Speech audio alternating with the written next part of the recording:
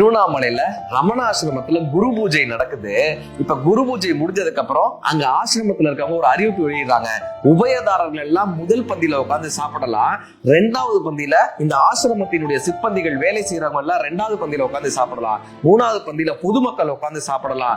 திருவண்ணாமலையை சேர்ந்த பரதேசிகள், பிச்சைக்காரர்கள், யாசகர்கள் எல்லாரும் ஆசிரமத்துக்கு வெளியே இருந்துதான் சாப்பிடணும் அப்படின்னு ஒரு அறிவிப்பு வெளியிடுறாங்க.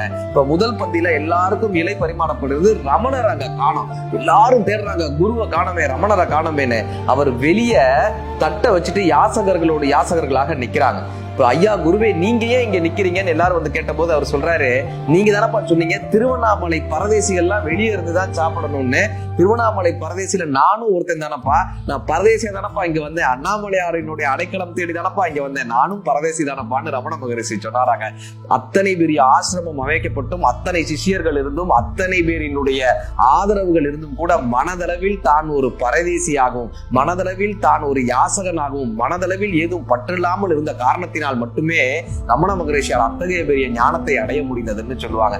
ஞானம் அடைதல் எப்படி என்ற கேள்விக்கு அடைவதற்கு எதுவும் இல்லை என்று உணர்வதுதான் ஞானம் என்று எடுத்துக்காட்டியவர் ரமண மகரிஷி அவர்கள்.